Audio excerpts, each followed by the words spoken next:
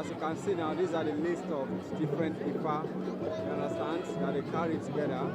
These are lists of different Ifas on their head now, you understand.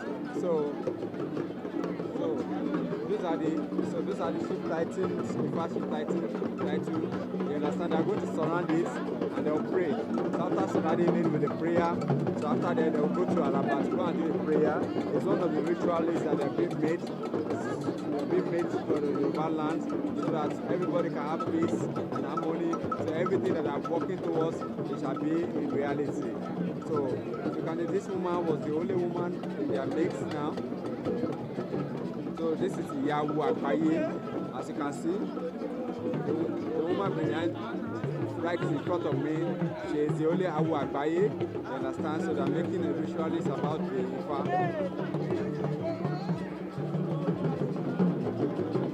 As you can see, this chief now is now in the front of Araba what that means that the head of Ife Appease. So they're now in the front of him now. So they are paying an homage for him now. So after they paying the homage for him, so Araba will have a prayer for them. After then, when they are leaving here too, they will be moving to another place to pray for the land, Nigeria, and so on together. So as you can see now, they are paying homage to Araba.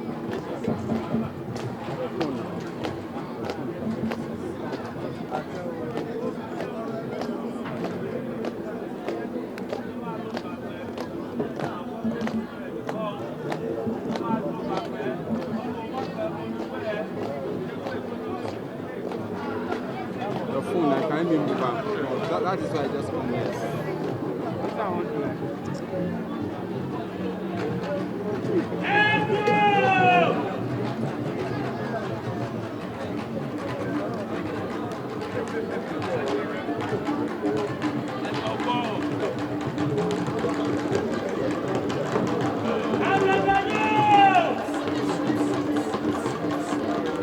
front of Araba now, so they have moved to the next stage of it. So this is what called a spiritual rite.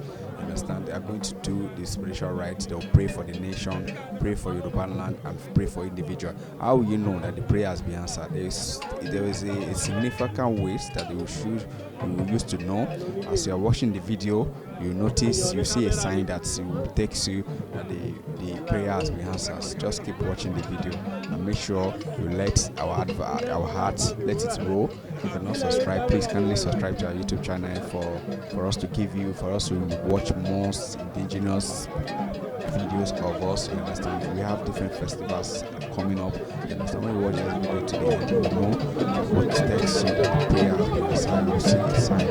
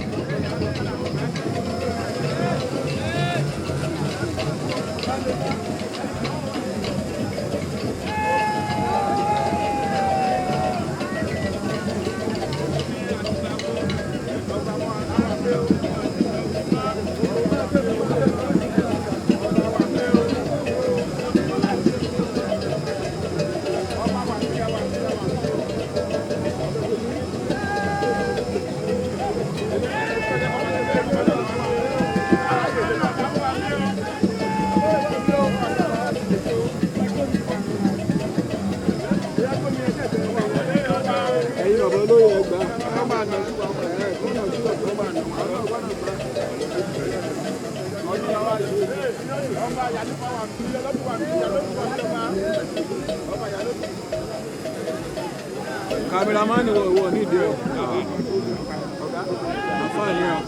Afa báwo. Afa báwo, afa kẹ.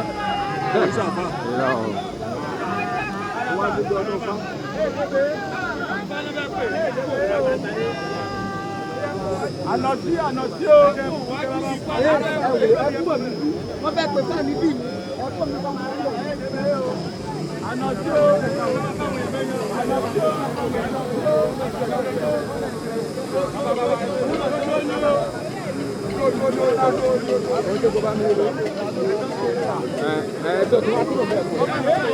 Àbúrò mọ̀kàn tó sọ.